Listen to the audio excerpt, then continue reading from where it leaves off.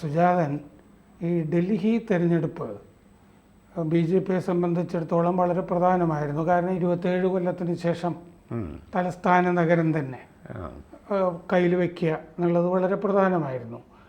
ഇപ്പോൾ BJPയിൽ നിന്ന് വിട്ടുപോയ പല സമൂഹങ്ങളും തിരിച്ചു വന്നിട്ടുമുണ്ട്. അപ്പോൾ ഈ കൊല്ലം തന്നെ ബീഹാറിൽ സംസ്ഥാന തെരഞ്ഞെടുപ്പ് ബീഹാറിൽ നടക്കാനുണ്ട്. അപ്പോൾ അത് കഴിഞ്ഞാൽ പിന്നെ 2026 നടക്കാനുണ്ട് കേരളം, തമിഴ്നാട്, ബംഗാൾ. അത് കഴിഞ്ഞ് 2027 ഗോവയുണ്ട്, പഞ്ചാബുണ്ട്, പിന്നെ അസമുണ്ട്. അപ്പോൾ കുറേ ഇതിൻ്റെ പിന്നാലെ കുറേ സംസ്ഥാന തിരഞ്ഞെടുപ്പുകൾ വരുന്നുണ്ട്. ഇത് ഈ ഡൽഹി തിരഞ്ഞെടുപ്പ് അല്ലെങ്കിൽ ഹരിയാന, മഹാരാഷ്ട്ര ഇങ്ങനെ തുടർച്ചയായ നിയമസഭാ തിരഞ്ഞെടുപ്പുകളിലെ വിജയം ഈ തിരഞ്ഞെടുപ്പുകളെ എങ്ങനെയായിരിക്കും ബാധിക്കുക? ഇത് ഇപ്പോൾ ഡൽഹിയിലെ ഇമ്പാക്റ്റ്, ഇതിനകത്ത് ഇമ്മീഡിയറ്റ് ഒരു പ്രതിഫലനം ഇന്ത്യ മുന്നണിയുടെ നിലനിൽപ്പിന് എതിരെ ഉയർന്നിരിക്കുന്ന ശബ്ദമാണ്. ഇപ്പോൾ തെരഞ്ഞെടുപ്പ് റിസൾട്ട് പൂർണ്ണമായി വരുന്നതിന് മുമ്പ് തന്നെ കാശ്മീരിൽ നിന്ന് വെടിപൊട്ടി. ഒമർ അബ്ദുള്ള പറഞ്ഞു തമ്മിലടിച്ചിട്ട് no meaning of existing INDIA പറഞ്ഞു. അപ്പോൾ അത് തെരഞ്ഞെടുപ്പ് മുമ്പ് പറയേണ്ട ഒരു വാദമായിരുന്നു. കാരണം ആം ആദ്മി പാർട്ടി അസഖ്യം വിട്ടു, തൃണമൂൽ നേരത്തെ വിട്ടു, SP കോൺഗ്രസ്സിന് പിന്തുണ നൽകുന്നതിന് പകരം ആം ആദ്മി പാർട്ടിക്കാണ് പിന്തുണ കൊടുത്തത്. ഡൽഹിയിൽ SP ഇല്ല. പക്ഷേ എങ്കിലും BSP കുറച്ചുണ്ട് അവിടെ. മുമ്പ് 14% വോട്ടും കിട്ടിയിട്ടുണ്ട്. 2008 അവർ SP-യിലാകേണ്ടതാണ്. ഇപ്പോൾ എന്തോ ഇവരൊക്കെ കോൺഗ്രസ്സിലോ BJPയിലോ ഒക്കെ പോയി. അപ്പോൾ ഇതാണ് സ്ഥിതിയെങ്കിൽ ബീഹാർ തൊട്ട് ഈ വർഷം തന്നെ തിരഞ്ഞെടുപ്പ് നടക്കാൻ പോകുന്നത് ഡൽഹിയുടെ തൊട്ടടുത്തുള്ള ബീഹാറിലാണ്. ബീഹാറിലെ ഇപ്പോൾ നിലവിലുള്ള ഒരു സഖ്യം, അവിടുത്തെ NDA സഖ്യം വളരെ സ്ട്രോങ് ആണ്. പിന്നെ കോൺഗ്രസും ലല്ലു പ്രസാദിൻ്റെ RJDയുമാണ്. ഇത്തവണ ഈ നിതീഷ് കുമാറിൻ്റെ മകൻ തെരഞ്ഞെടുപ്പിൽ രാഷ്ട്രീയത്തിൽ വരാൻ സാധ്യതയുണ്ട്. 46 വയസ്സായി.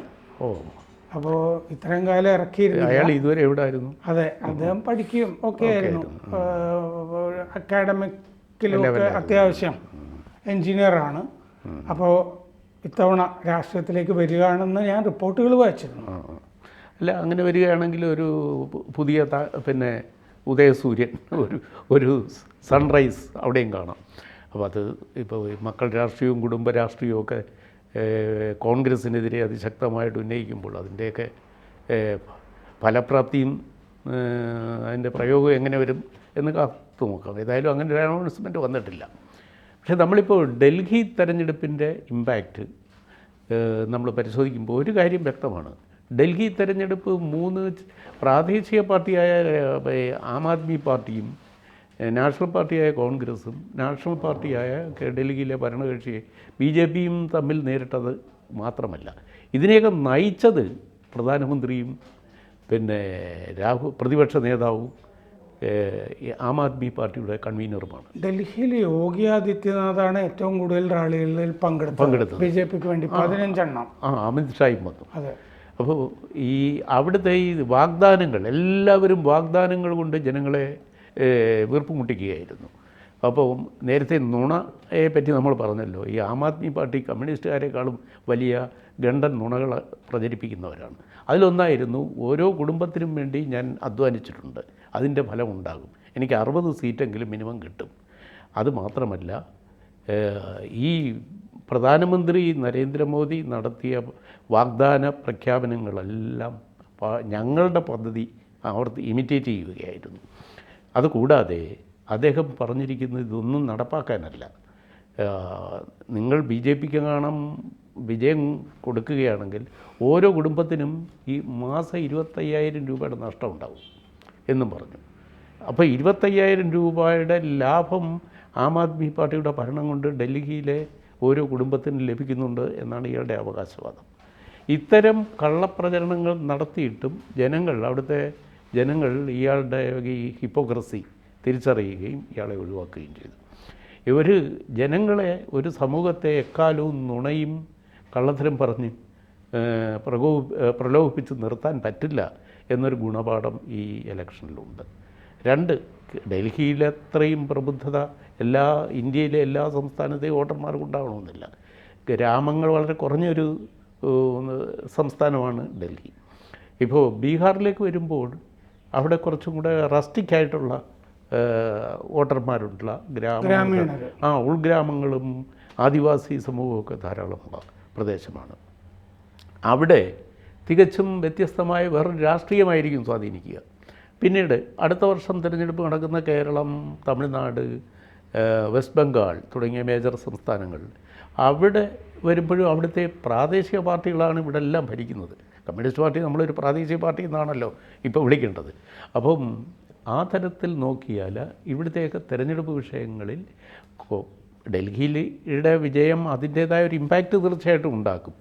അതേസമയം തന്നെ കേരളത്തിൽ നമുക്കൊന്ന് ആലോചിച്ച് നോക്കുക, കേരളത്തിലെ BJPക്ക് തെരഞ്ഞെടുപ്പ് മേഖലയിൽ ഇതിൽ നിന്ന് എന്ത് ഗുണപാഠമാണ് ലഭിക്കുക? അതിനേക്കാൾ കൂടുതൽ ഗുണപാഠം കോൺഗ്രസ്സിനാണ് ഇതിൽ നിന്ന് ഉൾക്കൊള്ളാനുള്ളത്.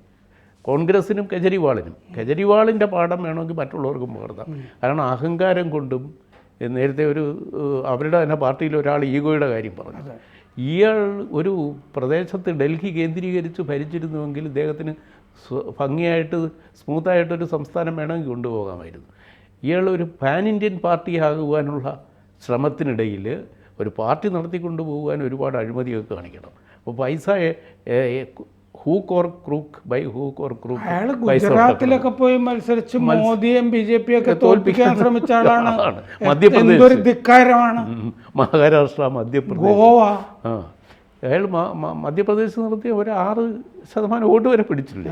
അപ്പോൾ ഇതിനൊക്കെ ഒരു പാർട്ടി നടത്തിക്കൊണ്ടു പോകാൻ ഒരു ഇൻഡസ്ട്രി നടത്തുന്നതിനേക്കാൾ ചിലവുണ്ട്. അപ്പോൾ ഇതിനാണ് കൂടുതൽ അഴിമതി നടത്തേണ്ടി വന്നത്.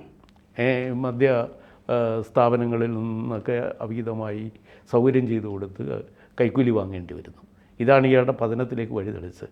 അതേസമയത്ത് ഇയാളുടെ ഒരു പ്രാദേശിക പാർട്ടിയാണെന്നും ഇതിന് പടിപടിയായേ വളരാൻ പറ്റുകയുള്ളൂ എന്നും ഒരു റിയലൈസേഷൻ ഉണ്ടായിരുന്നെങ്കിൽ ജനാധിപത്യത്തിലായ ഒരിടമുണ്ടായിരുന്നു. ഇപ്പോൾ അയാൾ ഒരു വലിയ നിലനിൽപ്പിനെ, ഒരു വലിയ ക്രൈസിസിനെ നേരിടാൻ പോവുകയാണ്. അല്ല, പഞ്ചാബിൽ ഇനി എന്തായിരിക്കും അവസ്ഥ?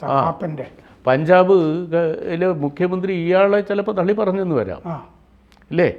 അപ്പോൾ ആം ആദ്മി പാർട്ടിയുടെ നേതൃത്വം കെജ്രിവാളിന് ഇനിയിപ്പോൾ ആദിഷി ആയിരിക്കുമല്ലോ പ്രതിപക്ഷ നേതാവ്. അതെ. കെജ്രിവാൾ തോറ്റുപോയി. കെജ്രിവാളിന് സ്ഥാനമില്ല. ഇല്ല, ആദിഷിയാണ് ഇപ്പോൾ നിലവിലെ മുഖ്യമന്ത്രിയെ ഡൽഹി നിയമസഭയിലെ പ്രതിപക്ഷ നേതാവുകയാണെങ്കിൽ. ഇന്ന് ഈ മറ്റേ അണ്ണാ ഹസാരെ തന്നെ ഇയാൾ ഈ പണത്തിൻ്റെയും അധികാരത്തിൻ്റെയും പിന്നാലെ പോയിട്ടാണ് ഇങ്ങനെ നശിച്ചു പോയത് എന്ന് പ്രതികരിച്ചിട്ടുണ്ട്. അപ്പോൾ ഈ കാശ് കൈകാര്യം ചെയ്യുന്നത് ആപ്പിൻ്റെ കെജ്രിവാൾ തന്നെയായിരിക്കുമല്ലോ. അപ്പോൾ ഈ കെജ്രിവാൾ പറയുന്നത് ഈ പഞ്ചാബിലെ മുഖ്യമന്ത്രി അനുസരിക്കണം എന്ന് നിർബന്ധമില്ല. ഇല്ല, അയാൾക്ക് അവിടെ ഒരു ഗവൺമെൻറ് അവിടുത്തെ ജനങ്ങളോടുള്ള ഒരു ബാധ്യതയും നിറവേറ്റാൻ ബാധ്യസ്ഥനല്ലേ. അപ്പോൾ ആ നിലയ്ക്ക് കെജ്രിവാളും പഞ്ചാബ് മുഖ്യമന്ത്രിയും തമ്മിലൊരു ടഗ് ഓഫ് വാർ ആം ആദ്മി പാർട്ടിയിൽ പെട്ടെന്ന് ഉണ്ടാകാം. അത് സ്വാഭാവികമാണ്. അതാണ് നമ്മൾ ഇതിൽ പഞ്ചാബിലെ ആപ്പ് മന്ത്രിസഭ വീഴാനുള്ള സാധ്യതയോ? അതിന് സാധ്യത അത് BJP വിചാരിച്ചാൽ നടക്കും, ഈസിയായിട്ട് നടക്കും. കാരണം ഈ മറ്റേ ഡൽഹിയിൽ തന്നെയുള്ള ഈ ആപ്പ് MLA-മാർ എത്ര പേര് ഇനി ആപ്പിൽ തുടരുമെന്ന് അറിയാൻ പറ്റില്ല. നിലവിൽ തന്നെ ഒരു മന്ത്രി അടക്കം 4 പേര് BJP, 8 പേര് തന്നെ മാറിയില്ല. ഒരാൾ കോൺഗ്രസിൽ പോയി, സീറ്റ് കിട്ടാത്തവർ. അതെ. മന്ത്രി അല്ല, അവിടെ പഞ്ചാബിൽ ആ മേയർ തെരഞ്ഞെടുപ്പിലെ ചണ്ഡീഗഡ് മേയർ തെരഞ്ഞെടുപ്പിൽ കാലുമാറിയ ആപ്പുകാരുണ്ടല്ലോ 3 പേര്. തീർച്ചയായിട്ടും ഉണ്ട്.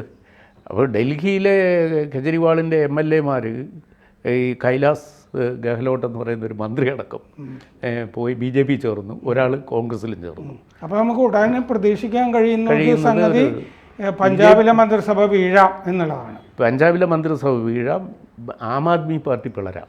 അതെ, ഇതാണ് സാധ്യത. കൂടുതൽ വാർത്തകളും വിശേഷങ്ങളും നിങ്ങളിലേക്ക് എത്താൻ ABC മലയാളം സബ്സ്ക്രൈബ് ചെയ്യുക, ബെൽ ബട്ടണും അമർത്തുക.